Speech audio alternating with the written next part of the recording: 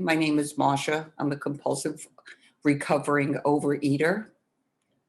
I weigh and measure 3 meals a day off the gray sheet, write it down, commit it to my sponsor, and don't eat anything in between, no matter what. And my God-given gift of abstinence keeps me having a life that I could not believe I would have. So for this, I am grateful. A little about my history. I'm first generation American. I was raised on the Lower East Side of Manhattan. My dad was a compulsive gambler, alcoholic, and compulsive overeater.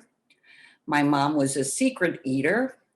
She was overweight, and neither of them were emotionally available. I have a sister who's 2.5 years older, and we've done a lot of work in Al-Anon. And she resented me from the time I was born. She referred to me as the blonde twerp who she had to share nothing with. So it wasn't fun. But I did have friends. I was social. My weight was not an issue until puberty. And then it was 5 or 10 pounds, but it seemed monumental to me. It wasn't so much about my weight, it's that I felt as if I wasn't good enough. I wasn't pretty enough. I wasn't smart enough. I wasn't thin enough. I wasn't funny enough. I just wasn't enough. And then in my 20s and 30s, I was dealing with maybe 10 or 15 pounds. But again, it was more the psychological issues. I quit smoking in my 30s and gained about 20 pounds, so it was up a little bit. I continued dieting. You name the diet, I've done it. It was not fun because I didn't have enough willpower. There was something wrong with me. If only I had the willpower. And I had no connection to God. Why would he care about my weight or my life, for that matter? My mom had a very debilitating stroke in 1993. And with her stroke, I gained about 40 to 50 pounds. I was at the nursing home 5 days a week, binging on the vending machine. I would buy 5 or 10 whatevers and not even taste them. I just swallow them because that kept me full for 3 minutes. She died in December of 96. My husband, unfortunately, a few years later, had lung cancer. He died in February 2001, and I gained about another 15 pounds during his illness. And I continued to lose and gain the same 5 or 10 pounds for about 13 years. And then I decided I was big enough to get lap band surgery because I had gained about 70 pounds at this point. And I went to 2 places. Long story short, they did not give support more than a meeting where they tried to sell you the lap band surgery. And without meetings and support, I knew it wouldn't work. So I left. And I was home in my meditation chair praying like I've never prayed, asking God to please help me. I didn't know who I was praying to or what I was praying to, but I prayed. And I heard in a voice that I've never heard since, go to OA. That was November 9th, 2014. I went to my first meeting November 10th, 2014. And according to OA, I became abstinent.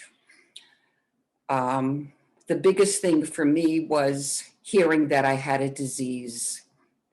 It wasn't my fault. My husband had told me that years ago. It's not your fault, Marsha. They're going to find out about activities in your brain that cause you. He was very smart, but I didn't believe him. So it wasn't that there was a lack of willpower or that I wasn't strong enough. I had a disease. And it wasn't my fault. I also had an allergy. This disease brought my allergic reactions. If I ate something, it set up the phenomenon of craving and my brain went crazy. So it was very important. My OA time was really good. I stopped binging. So I was abstinent. I didn't really commit my food. I did it my way. I had a pretty nice sponsor and flexible, and the food plan was flexible and everything was flexible. And I didn't realize that I was eating abstinent foods to which I'm allergic. And so in about, in July, end of July of 2017, I texted a young woman who I knew from OA and I hadn't seen her in a while, just to see how she was. And she told me that she's now going to GreySheet. Long story short, I went to the meeting. I became abstinent October 23rd, 2017, with God's grace. And for me, without putting the food down first, I don't think you can accurately work the steps. And I don't think I did accurately work the steps. And that was my downfall in OA, because the food was not down, abstinent according to GreySheet definition. So in the steps, food is only mentioned once in step 1. That's the only time you hear about food. Steps 2 to 12 deal with my relationship with myself, with my higher power, and with others. And that's what the program is about to me. The most spiritual, loving thing I do each morning, each lunch, each dinner, is weigh and measure my food and give it over to God. And it's enough. I pray that it be enough, and it is. Having to weigh and measure my food has brought harmony to my life. Balance and harmony, weighing and measuring. So I started to love myself, which I really didn't do for a long time or ever. And the self-love and self-care expanded from weighing and measuring my food to weighing and measuring what I do in life, who I spend time with, what my activities are, and how I live my day. And so the way I live my day is daily. I thank God for the day first. As I wake up, I read, I write, I meditate twice a day. I speak to 2 sponsees and I pray. I then am ready to have my delicious breakfast. At about in the early evening, I speak to my sponsor and commit my food for the next day. And then at night, I speak to another sponsee and I do a 10th step and a gratitude list, and I submit it to someone. And I share a prayer with a friend who's still in OA, and she reads a prayer to me every night, and it's very beautiful.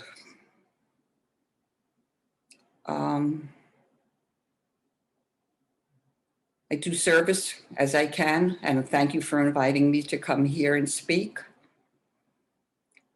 Abstinence has changed my life, as I keep saying, it's more than I could say. And I'd like to tell you a few things I've learned. First of all, keep coming back. Keep coming back. The miracle will happen. Just continue doing what we do. It will happen.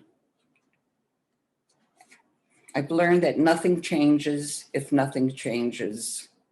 And I had to weigh and measure and live off the GreySheet. And that this is an action program. I have to do my part. I also have to use that pause button, which has saved me on many times, so that I don't just react. And I guess the first thing I should have said is you have to surrender. You really have to surrender to God or your higher power or this room or this meeting or whatever it is, because without surrendering, your disease is going to be too loud. And your disease, when it's loud, we can't work the program properly. So I surrendered to my God, and it took me a while to define my God. And I define my God as my inner knowing. When I'm feeling angst or uncomfortable, it's because my disease is trying to get in. It's trying to trigger something. So then I pray, I meditate, I pause, and I start listening to my inner knowing, which is my God. And I learned that an expectation is a premeditated resentment. That's really heavy for me, because I was filled with expectations and loads of resentments and loads of anger and loads of disappointment because you didn't do it my way. And I've learned to accept. I surrender, I accept, and I'm grateful. I also have to pay attention to what's my part in what's going on. What have I done? What have I contributed to this situation? And do I need to make an amends? Not easy. I don't like saying I'm sorry, so I try very hard not to reach the point where I have to make an amends. One other thing I learned was that you can't have a relationship with someone's potential.